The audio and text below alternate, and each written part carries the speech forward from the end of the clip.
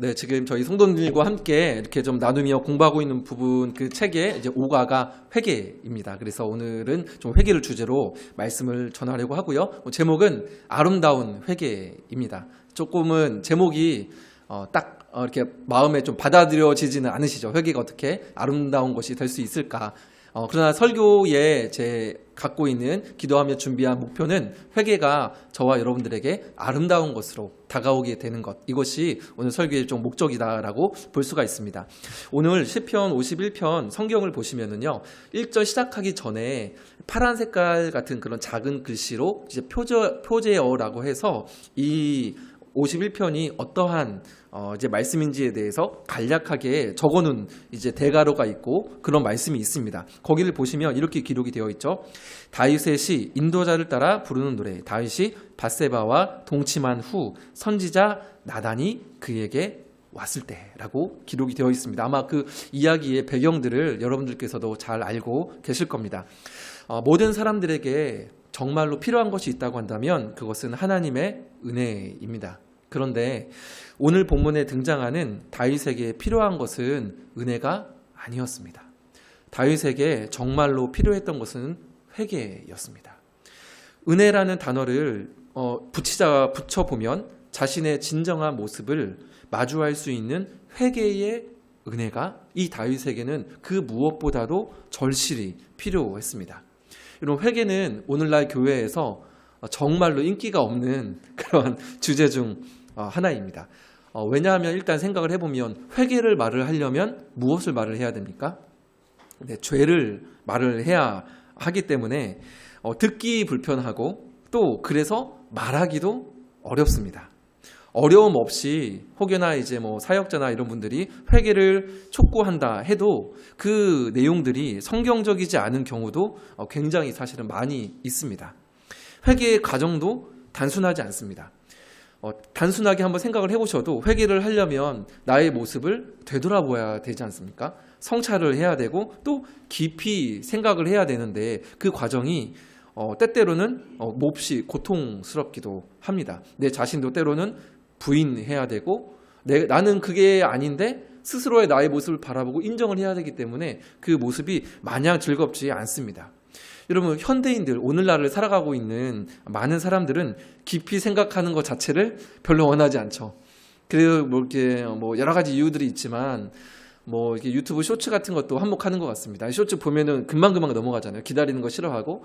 그러니까 이제 점점 이제 저쪽에 있는 우리 와이드도 그렇지만 깊이 생각하고 하는 부분들을 점점 잘 못하는 것 같습니다. 그래서 많은 사람들, 오늘 사람들이 깊이 생각하고 고민하고 고심하는 것 자체를 별로 원하지 않기 때문에 또 이 회개가 점점 우리에게는 낯선 것이 되어가고 있는 것 같습니다. 여러분들은 어떻게 생각하시나요?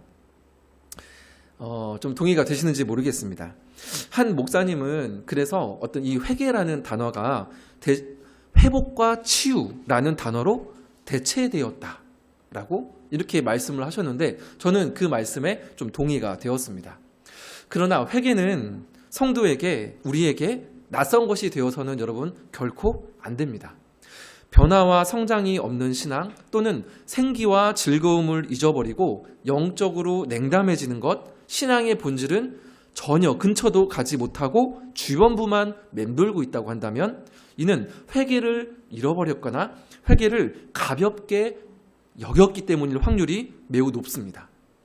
회개 없음의 가장 큰 폐해는 무엇일까요? 여러분 한번 생각해 보시겠습니까? 나의 신앙생활에 회개가 없다. 그러면 그 회개가 없을 때에 가장 큰 폐해가 있다면 무엇일까요? 그것은 하나님과의 관계에 문제가 생기는 겁니다. 이것이 회개 없음의 가장 큰 폐해입니다. 회개를 잃어버리면 거룩을 잃어버리게 됩니다. 그리고 거룩을 잃어버리면 하나님을 경험할 수 있는 마음의 감각들이 무뎌집니다. 이 말은 사실은 조금만 생각해 보시면 매우 두려운 말인데 내가 점점 육신적인 사람이 되어간다는 말과 동일하기 때문에 그렇습니다. 하나님을 느낄 수 없는 그 마음의 상태, 이 부분이 이제 마음에 어떻게 보면 지속이 되면 마음에 화인 맞는 그 양심이 이제 굳어지게 되는, 그래서 하나님을 향해서 찬양을 하고 예배를 하고 기도를 하는데 그 하나님의 임재가 느껴지지 않는 그 마음의 상태가 되어버리는 겁니다. 그러면 그 마음의 상태로는 하나님을 경험할 수 없고 하나님을 전심으로 예배할 수도 없을 겁니다. 신앙생활에 있어서 하나님과의 관계가 여러분 전부입니다. 그죠? 이 말에 여러분 동의가 되시나요? 관계가 전부인데 그 관계에 문제가 생긴다고 한다면 이보다 더 크고 중대한 일이 어디 있겠습니까? 회개 없음의 가장 큰 폐해는 관계에 문제가 생기는 겁니다.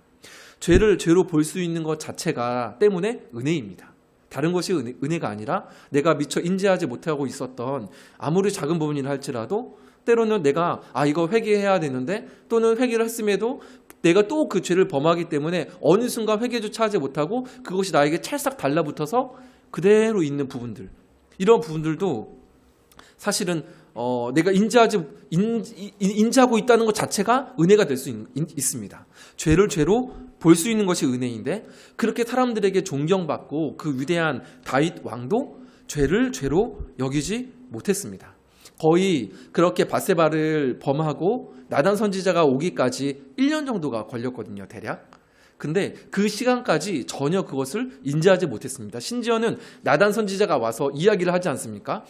그 어떤 두 사람을 가지고 양 이렇게 잡고 하는 분들이 이렇게 그 사람 너무하네, 그 사람 죽어도 마땅하오, 다윗이 딱 그러지 않습니까? 그러니까 나단 선지자가 뭐라 합니까? 그 사람이 바로 당신이요. 그렇게 직접적으로 가르쳐서야 비로소 내가 잘못했음을 인지하게 됩니다. 죄를 죄로 여길 수 있는 것 자체가 여러분 은혜입니다. 하나님께서는 구원의 즐거움과 예배하는 기쁨, 생기를 우리에게 주시고자 하지만 회개의 상실됨으로 은혜의 수로가 막혀 있다면 우리는 그것을 누릴 수 없습니다. 그런데 만일 이 회개가 여러분 어렵기만 한 것이 아니라 오늘 제목처럼 아름다운 것이다라고 한다면, 그래서 우리의 일상의 패턴으로 자리를 잡는다면 어떻게 될까요? 그때부터 여러분 진정한 변화가 시작이 됩니다. 구원의 즐거움이 회복됩니다. 여러분 12절 말씀을 한번 볼까요? 같이 한번 읽어보겠습니다. 시작. 자원하는 심령을 주사 나를 붙들어소서. 다윗이 하나님께 내가 잘못했구나, 내가 정말로 죄를 지었었구나, 그것을 깨닫고 회개를 하게 되면서 구원의 즐거움을 다시금 조금씩 맛보기 시작을 한 겁니다. 그러면서 깨닫게 되는 거죠. 내가 오랜 기간 이 구원의 즐거움을 상실을 해 있었구나. 그러면서 저렇게 고백을 하는 거죠. 주의 구원의 즐거움을 내게 회복시켜 주소서. 회개 기도를 하면서 그 감각이 살아나는 겁니다. 내가 하나님께 나를 구원해 주던 그 즐거움이, 그 기쁨이 있었는데 내가 오랜 기간 그래서 잊어버렸었구나. 이것이 나에게 정말로 필요하구나 하면서 구원의 즐거움을 나에게 회복시켜 주세요라고 다윗이 간구를 하고 있는 겁니다. 또한 회개는 관계의 회복을 가져오기 때문에 성령의 충만함도 덧입습니다. 우리가 그냥 기도할 때에 기도하면 이렇게 하면 성령의 충만함을 덧입는다고 하지 않습니까? 그런데 그냥 기도하거나 그냥 말씀을 보는 것이 아니라 그 기도와 말씀을 통해서 내 마음의 중심이 돌이켜져서 회개가 있을 때에 비로소 우리 가운데 성령의 충만함을 덧입습니다. 그래서 우리에게 필요한 영적인 담대함과 지혜를 가져다 줍니다. 그럼 이 부분이 어디서부터 시작이 됩니까? 회개로부터 시작이 된다라는 것입니다. 여러분도 이 부분들을 경험을 하셨겠지만 저 또한 회개를 통한 즐거움과 생기를 수차례 경험을 하였기 때문에 확신을 가지고 이 부분을 성도 여러분들께 말씀드릴 수 있습니다. 회개는 우리에게 구원의 즐거움을 회복시켜 줍니다. 생기를 회복시켜 줍니다. 여러분 이 부분은 제가 확신을 가지고 여러분들에게 말씀드릴 수 있습니다. 정말 아버지께서 하나님께서 우리 가운데 내가 회개하고 돌이키시기를 원하시는 부분이 돌이켜지면 우리에게 구원의 즐거움과 생기를 허락해 주십니다. 회개는 은혜를 은혜되게 합니다. 회개는 아름다운 것입니다. 이 회개가 아름다운 것으로 자리 잡기 위해서 회개에 대한 어떤 두 가지 오해를 오늘 우리에게 주신 시편 51편 말씀을 가지고 한번 좀 나누어 보려고 하는데요. 첫 번째 오해는요, 이겁니다. 잘못한 일이 있을 때만 회개한다라는 오해입니다. 여러분 이 말이 어떻게 다가오시나요? 이런 적이 한 번쯤 있으셨을는지 모르겠습니다. 아마 계시지 않을까 싶은데요. 오늘 제가 어떤 죄를 지었습니다. 자, 그러면 그 선명한 죄를 제가 짓고 자려고 딱 누웠습니다. 그랬더니 낮에 제가 지은 죄가 생각이 나는 겁니다. 그러니까 괜히 뭔가 불편하고 하나님이 나를 바라보시는 것 같고 마음이 부대끼니까 아유 피곤하지만 주님 하면서 일어나서 무릎 꿇고 주여 나를 용서해 주소 이렇게 하고 기도하다가 이제 마음이 조금 시원해지면 아유 주여 됐다 하고 이제 좀 평안한 마음으로 잠드신 아마 기억이 있을지 모르겠습니다. 저도 그런 기억들이 사실은 굉장히 많이 있거든요. 근데 이 부분이 잘못된 것은 아닙니다. 이게 잘한 거죠. 그런데 다만 잘못한 일이 있을 때만, 내가 인지하는 그러한 부분이 있을 때만, 그래서 그 죄를 용서받기 위해 회개한다는 것은 오해다라는 겁니다. 하나님에 대한 인식이 우리가 깊어지면 깊어질수록 그 하나님의 영광 앞에 서면 나의 진짜 모습이 이제 드러나지 않습니까? 이사야 선지자가 소명을 받을 때에 하나님 영광 앞에 섰을 때에 화로다 나는 이제 죽었다라고 하면서 그 하나님의 영광 앞에 섰을 때에 자신이 누구인지가 정말 드러나기 때문에 그러한 고백을 하죠. 여러분들께서도 어떠한 특별한 내가 죄를 짓거나 그것이 기억이 안 났음에도 불구하고 예배를 드리면서 혼자서리 말씀을 묵상하다가 찬양을 하고 기도를 하다가 그 하나님의 어떠한 임재, 그 영광을 아마 경험해 보신 적이 있을지 모르겠습니다. 여러분 그러면 어떻게 됩니까? 내가 특별하게 어떠한 잘못을 하지 않아도 엎드려지게 됩니다. 실제로 무릎을 꿇지 않아도 내 마음이 그 하나님의 어떠한 살아계심 그 임재 앞에 엎드려지게 되죠. 그러면서 내 존재 자체를 그대로 맡기게 됩니다. 때문에 죄는 단순히 어떠한 악한 행위만을 뜻하는 것이 아니라 나의 존재, 그죠? 그냥 나의 상태가 죄 가운데에서 출생하였습니다. 그러니까 죄라는 바다 가운데에서 태어났음을 말을 하는 것이 죄이지 않습니까? 때문에 내가 어떠한 특정한 죄를 범하지 않아도 내 존재 자체가 그 하나님의 말씀의 빛, 그 하나님의 영광 앞에 섰을 때에 내 존재가 드러나고 그러면 하나님 앞에 엎드려지면서 회개를 할 수밖에 없다라는 것입니다. 왜요? 내 존재 자체가 본질적으로 죄라는 바다에서 그냥 태어난 존재이기 때문에 이제 그렇다라는 것입니다. 이 부분이 본문 1절과 2절에 이제 보면 좀 더 알 수가 있는데요. 죄라는 단어가 3번 나옵니다. 1절과 2절에. 근데 이 한국말로는 죄 3번이 나오지만 원문을 보면은 이 각각 다른 단어가 사용이 다 되었습니다. 먼저 눈으로 1절을 여러분 보시면 마지막쯤에 보시면 긍휼을 따라 내 죄악을 지어주소서라고 하는데 1절에서 말을 하는 내 죄악을 여기서 말하는 죄악은요. 반역죄를 이제 뜻하는 단어가 사용이 되었습니다. 반역죄, 어떻게 보면 좀 짙은 죄라고 좀 볼 수도 있겠죠. 반역죄가 사용이 되었고, 자 2절을 눈으로 또 보시면 나의 죄악을 말갛게 씻으시며라고 하는데 여기 처음 나온 이 나의 죄악을 말갛게 해서 이 죄악은 뒤틀리다, 비틀어지다, 뭔가 이 악어가 맞지 않다 이러한 뜻의 죄라는 단어가 사용이 되었습니다. 그리고 2절 또 이어서 보시면 씻으시며 나의 죄를 깨끗이 제하소서. 두 번째 또 2절에서 두 번째 죄가 나오지 않습니까? 이 죄는 표적에서 벗어나다 라는 단어가 사용이 되었습니다. 어떻게 이 1절, 2절 멀리 떨어진 것도 아닌데 이 두 절에 죄라는 한 단어가 사용되었지만 각각 다른 단어가 사용이 되었을까요? 그 이유는 무엇일까요? 이는 다윗 자신이 국가대표 죄인이라는 내가 죄인 중에 죄인이라는 그 자기 인식의 고백을 한 겁니다. 그래서 3절에도 보면 이런 말씀이 있습니다. 이걸 뒷받침해 주는 말씀인데요. 3절입니다. 무릇 나는 내 죄가를 아오니 내 죄가 어떻게 내 앞에 있습니까?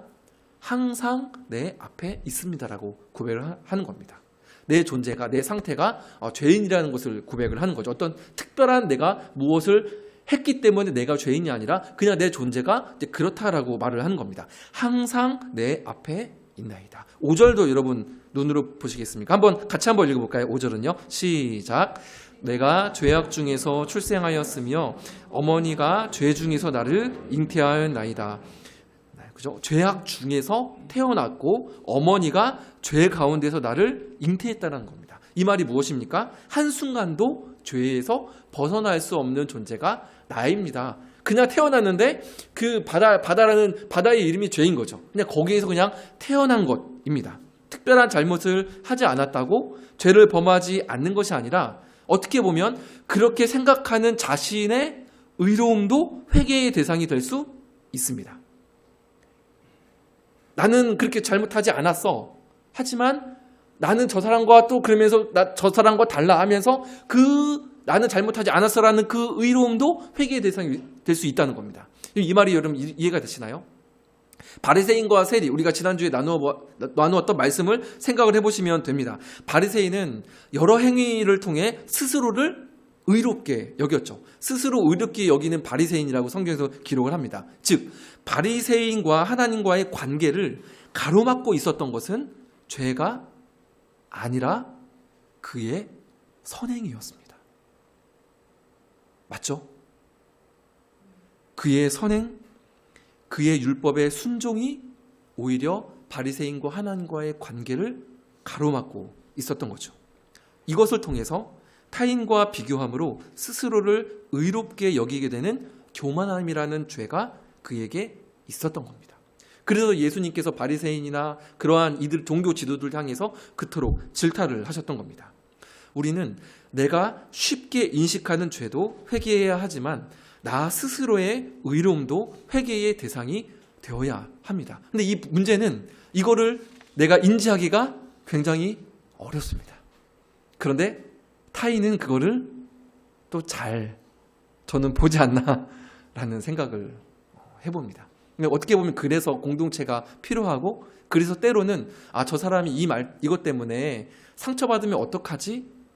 라고 할지라도 그 사람을 정말로 사랑하신다고 한다면 그러한 부분에 있어서도 물론 충분히 기도를 해야 되겠지만 말을 해줄 수 있어야 된다라고 저는 생각을 합니다. 조금 다른 말로 하면 회개는 겉으로 드러나는 것만 회개하는 것이 아니라 그러한 결과를 빚어낸 내 마음, 그죠? 만물보다 거짓되고 심히 부패한 것은 무엇이라? 마음이라. 이것이 본질적인 우리 인간의 마음을 향한 하나님의 선언이죠. 그 마음을 있는 그대로 하나님 앞에 세우는 것. 하나님, 맞습니다. 내가 이런 존재입니다라고 그 상한 마음을 그대로 하나님 앞에 세우는 것. 이것이 회개입니다. 그대로 고백하는 것. 하나님, 그렇습니다. 내가 어쩔 수 없는 존재입니다. 나를 긍휼히 여겨주세요라고 그 마음 자체를 그대로 세우는 것 자체가 여러분 회개일 수 있습니다. 오늘 말씀 6절을 한번 보겠습니까? 보소서 주께서는 무엇이 진실함을 원하십니까? 중심이 진실하심을 원하시오니 내게 지혜를 은밀히 가르치시리이다. 중심이 진실하심을 원하시오니 내 마음의 중심이죠. 위선이 아니라 포장하는 것이 아니라 날 것 그대로의 모습으로 하나님 앞에 서기를 원하신다는 겁니다. 하나님은 다 보고 계시죠. 내가 하나님 앞에 그렇게 고백하지 않아도 하나님은 우리의 모습을 우리 심령 깊숙은까지 다 통찰하시는 하나님이시지 않습니까? 그렇다면 우리는 그저 어떻게 내가 숨기려고 해도 숨을 수가 없습니다. 나뭇잎으로 우리의 옷을 만들어 입고 나무 뒤에 숨어도 하나님은 다 알고 계시죠. 그러면 우리는 그저 하나님 맞습니다. 내가 그러한 존재입니다. 당신의 긍휼밖에는 나를 지탱할 그러한 부분이 없습니다라고 고백하는 것. 이것이 여러분 회개다라는 것입니다. 저는 제가 항상 중심이 되고 높아지고 싶은, 인정받고 싶은 본성이 분명히 있습니다. 어쩔 때는 정말 아닌 것 같습니다. 네, 이 부분을 여러분 믿어주시면 좋겠습니다. 정말 아닌 것 같습니다. 아닌 것 같지만 마음속 깊은 곳에 있음이 확인이 될 때가 있습니다. 제가 항상 제 존재가 그렇다면, 그래서 때때로 그것이 표출이 된다면 회개는 저에게 항상 필요한 것이겠죠. 제 마음이 그렇다면요. 내가 그러한 존재라는 것을 잃어버리는 순간, 그래서 회개가 멈추는 순간 성도의 타락은 시작이 됩니다. 사울 왕이 여러분 그러했죠. 회개하며 돌이킬 순간이 있었습니다. 하나님께서 말씀도 주시고 그러한 어떠한 돌이킬 수 있는 그러한 방법들, 그러한 기회들을 사울 왕에게 주셨습니다. 그러나 사울에게 돌이킴은 없었고 결국 여호와의 영이신 성령이 그 사울 왕을 떠났습니다. 신앙생활을 오래 하면 할수록 자신을 포장하기 쉽습니다. 그렇게 절망적인 존재가 아닌 것처럼 여기는 겁니다. 공로가 쌓이고 직분을 가지면 더 그렇습니다. 저와 같은 목회자가 그래서 더 위험할 수 있는 겁니다. 심지어 십자가가 이제 자신과 특별히 관련이 없다 생각하기에 이르게 됩니다. 여러분 이 말이 이해가 되시나요? 어떻게 십자가와 관련이 없습니까? 라고 하지만 여러분 보십시오. 내 자신을 보십시오. 시간이 오래 흐르고 내가 어떠한 직분을 맡고 많은 공로가 있으면 십자가의 그 은혜가 나에게 그렇게 절실하게 필요하게 느껴지지 않는 때가 분명히 여러분 있을 겁니다. 그렇게 돼서 그러한 생각에까지도 이르게 되지만 사실은 여러분 오히려 반대이죠. 믿음이 정말로 깊어진다면 깊어지면 깊어질수록 교묘하게 숨겨진 내 안에 죄들이 눈에 보이기 시작할 겁니다. 정말 그 작은 죄에 민감하게 된다라는 것입니다.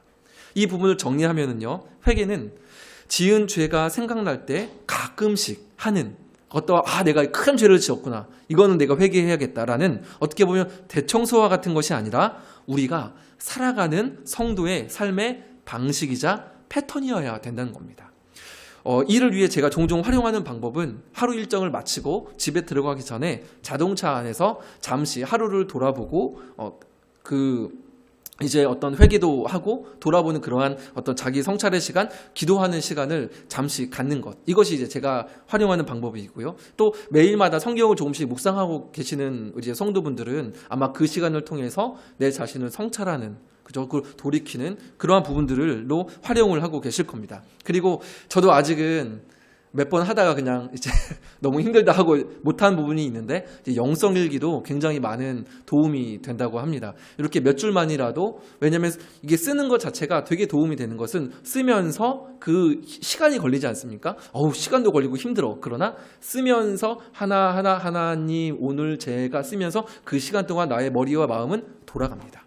그러면서 생각이 되는 거죠. 깊이 생각이 되고 성찰하는 이 과정이 됩니다. 그래서 영성일기도 굉장히 많은 도움이 된다고 하고요. 또 한 가지 이 회개가 나의 일상의 패턴이 되기 위한 또 한 가지 방법은 성령님께서 내가 어떠한 죄를 범했을 때에 순간적으로 마음에 이렇게 깨닫게 해주시는 부분들이 있지 않습니까? 마음에 이렇게 찔림을 주신다고 한다면 그 즉시 회개를 하는 방법이 있을 수 있습니다. 즉시. 그럼 이것을 미루고 덮어두다 보면 이것이 나의 습관이 되지 못하거든요. 그러면 마음에 찔림이 있고 뭔가 그런 부분이 있으면 가능하면 거기에서 즉시 잠시 눈을 감고 하나님 앞에 서보는 겁니다. 하나님, 이것이 제가 지은 죄가 정말로 맞나요? 맞죠? 그러면 하나님 나를 용서해 주시고 긍휼히 여겨 주시도록 즉시 회개하는 것이 또 하나 방법이 될 수 있고요. 또 한 가지 또 들었던 생각은 우리 교회 공동체 차원에서 이 부분들을 할 수 있는 부분이 하나가 있습니다. 그것이 무엇이냐면 일단은 주일 예배는 일단 기본적으로 가져가고요. 또 하나는 무엇이냐면 정기적인 성찬 예식이 성찰과 회개의 시간을 가질 수 있는 방법이 될 수 있습니다. 그 성찬을 통해서 예수 그리스도의 피와 살을 마주하면서 왜 예수님께서 나를 위해서 이렇게 죽으셨는지를 생각하면서 나의 존재를 내가 다시 한번 상기를 시키는 것이죠. 그래서 이 성찬 예식이 좋은 방법이 될 수 있습니다. 때문에 저희는 아직 시작은 하지는 못했지만 일단 원래 제 갖고 있는 계획으로는 한 달에 한 번은 성찬 예식을 하자라는 생각을 가지고 이제 조금 계획을 했었던 게 있었거든요. 그래서 일단은 올해 안에 첫 성찬을 하는 것이 일단은 제 계획 갖고 있는 이제 첫 목표인데요. 한번 그런 어떤 소망을 좀 가지고 있습니다. 자, 그러면 두 번째 오해입니다. 두 번째 오해는 무엇이냐면 회개는 자기 통제나 자기 고행, 물음표로 했는데 자기 고행이 아니다라는 겁니다. 회개는 자기 통제나 자기 고행이 아닙니다. 과거에 저는 회개를 할 때 종종 눈물을 많이 흘렸습니다. 물론 눈물이 좀 많은 탓도 있을 겁니다. 그런데 눈물이 나지 않으면 전심으로 하나님 앞에 회개를 하지 않은 것 같은 찜찜한 마음이 제 마음에 항상 있었습니다. 그래서 눈물이 잘 나지 않으면 감정적으로 그리고 제 마음을 계속 자책을 했습니다. 막 눈물 나지 막 하면서 막 자책을 했습니다. 이는 회개라기보다는 여러분 어떻습니까? 고행에 가까운 겁니다. 개인의 짙고 깊은 감정을 스스로 불러일으켰기 때문에 고행이요, 자신의 행위를 의지했기 때문에 율법적인 회개라고 볼 수가 있습니다. 물론 후회와 자책이 바른 회개의 출발점이 될 수는 있지만 그것이 회개의 내용이 되어서는 안 됩니다. 후회하는 것, 자책하는 것이 회개의 내용이 되어서는 안 됩니다. 회개 가운데 자연스럽게 차오르는 슬픔의 감정은 성령께서 주시는 거룩한 애통일 수 있기 때문에 얼마든지 가능하지만 그것이 내가 회개를 했다라는 그러한 기준이나 근거가 되어서는 안 됩니다. 내가 얼마나 열심히 회개를 했는가? 내가 눈물을 흘렸는가? 내가 정말로 그렇게 하나님 앞에 절치부심했는가? 그것이 용서받을 수 있는 근거가 아니라 우리가 죄사함을 받을 수 있는, 우리의 죄가 가리움을 받을 수 있는 근거는 무엇입니까? 오직 예수 그리스도의 십자가 은혜뿐입니다. 오직 그 그리스도의 은혜만이 우리의 죄를 가리울 수 있는 것이지 나의 열심이나 나의 통제나 나의 어떤 불굴의 어떤 다짐들이 그러나 내가 회개를 용서함을 받았다라는 근거가 되지 못합니다. 1절을 여러분 다시 한번 보시겠습니까? 1절 말씀인데요. 하나님이여 주의 무엇을 따라입니까? 인자를 따라 내게 은혜를 베푸시며 주의 많은 무엇을 따라합니까? 긍휼을 따라 내 죄악을 지워주소서라고 고백을 합니다. 여러분 인자는 여러분 많이 들어보셨죠? 근데 이 인자라는 단어는 쉽게 말을 하면 하나님의 자비, 사랑 이렇게 말을 할 수 있는데요. 영어 성경 NIV를 보면 이 인자를 무엇으로 번역을 하냐면 unfailing love라고 번역을 합니다.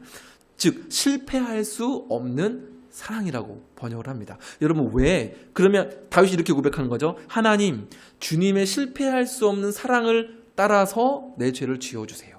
이렇게 고백을 하는 겁니다. 여러분 왜 실패할 수 없는 사랑일까요? 하나님의 사랑이. 이유는 간단합니다. 하나님께서 먼저는 우리에게 여러분들에게 일방적으로 약속하신 언약의 그 약속에 근거했기 때문에 그렇습니다.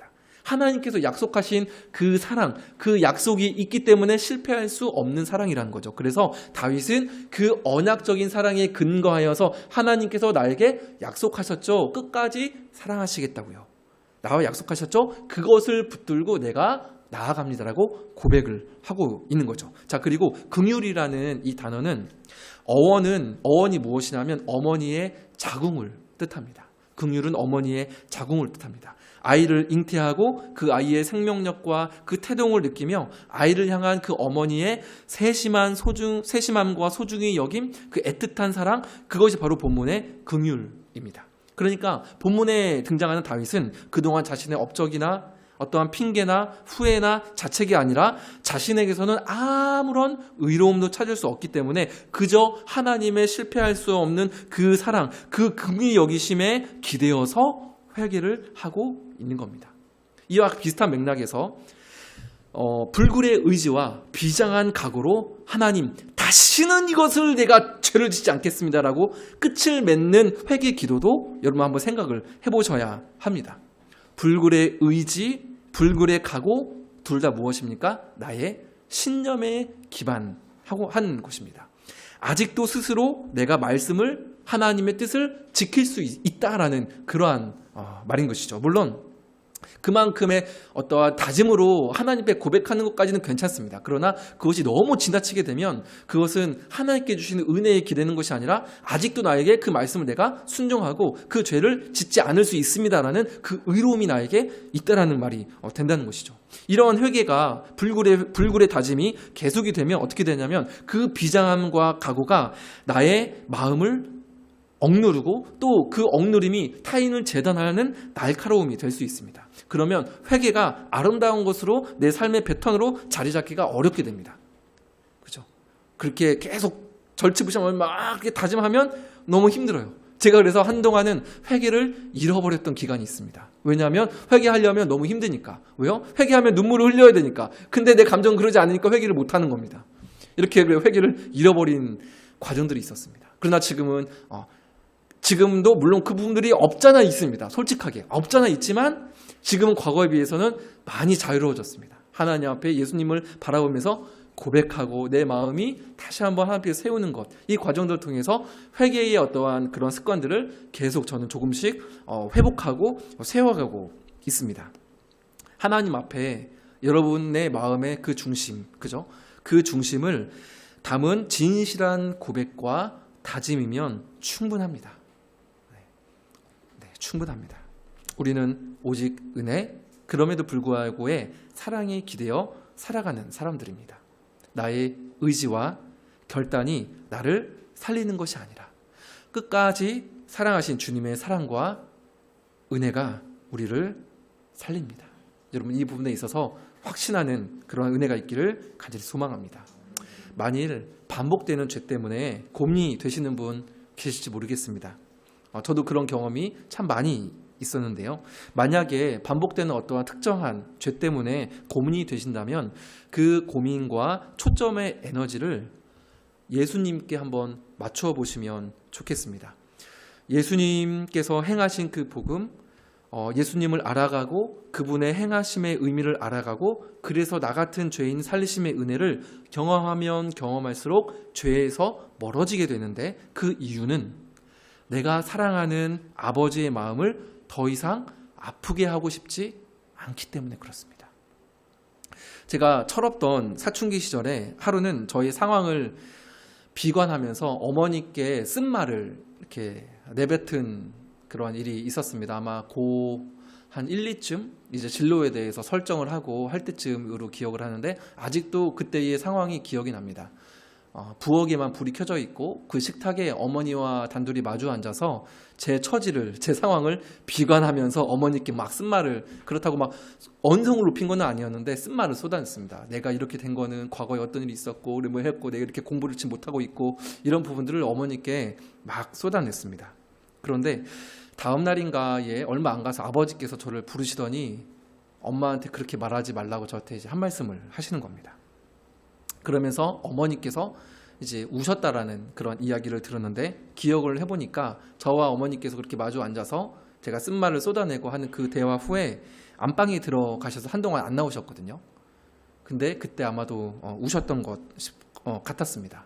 아버지 말씀을 듣는데 마음이 철렁하더라고요. 내가 어머니의 마음을 아프게 했구나. 그래서 어머니께 그 이후로는 말하는 것을 조심했을 뿐더러 내 정신을 차려야겠다라고 그렇게 다짐했던 기억이 있습니다.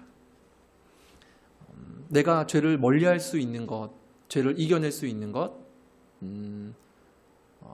그런 부분들의 가장 큰 부분들은 먼저는 사실은 그 하나님의 큰 사랑을 내가 경험하고 또 경험했기 때문에 그러한 유혹들에 내가 견디고 이겨낼 수 있는 것이고, 또 내가 죄를 범했을 때에 아버지가 얼마나 마음이 아프실까, 이 부분 때문에 우리가 죄를 이겨낼 수 있는 겁니다.